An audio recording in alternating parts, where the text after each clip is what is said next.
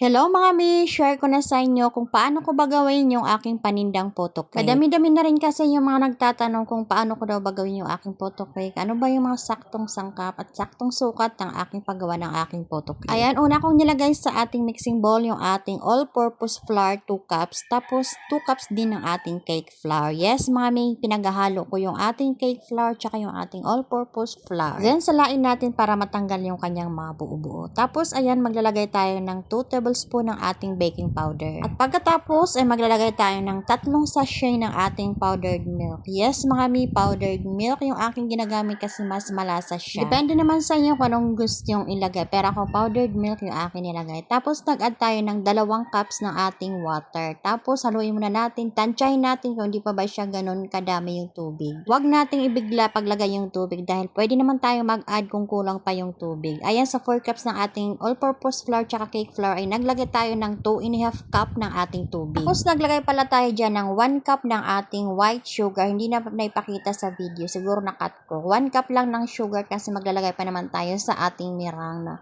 half cup ng sugar. Depende sa inyo, sa inyong panlasa kung gusto niyo pang dagdagan. Pagkatapos natin haluin ay salain natin para maging ganyan yung kanyang texture, maging makinis yung ating butter para sa ating photocake.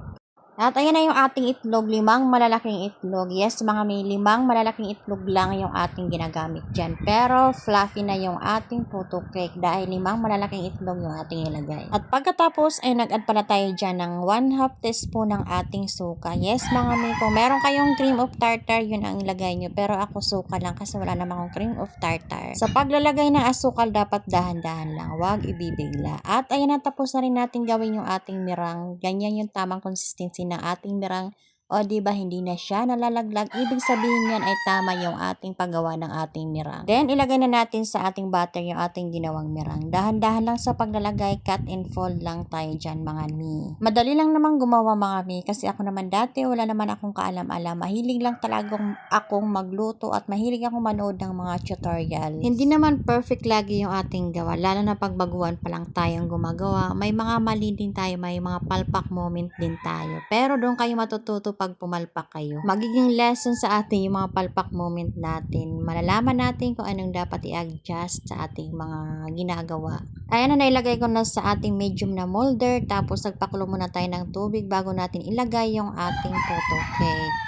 10 minutes lang yung ating cooking time dyan. Medium fire lang tayo dyan. And after 10 minutes, ayan, luto na siya, o diba?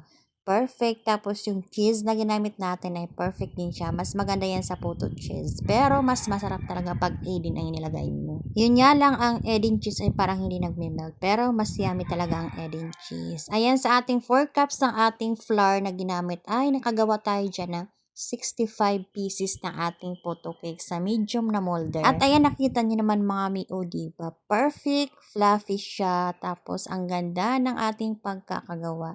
Medium molder yung ating ginamit, o diba? Ang lambot niya mga nanay. Napakasarap naman talaga. Kaya ano pang inaantay nyo? Gumawa na kayo. Sa mga nanay na gustong magnegosyo, try nyo na mga mi habang maaga pa. Malaking tulong to sa ating mga nanay, lalo na sa mga nanay na nasa bahay lang, o diba yan. Napakaganda ng ating pagkakagawa ng ating photocake. Napaka-fluffy niya at napakasarap. O diba ang dungis ng tumitikim. Ayan lang muna mga nanay.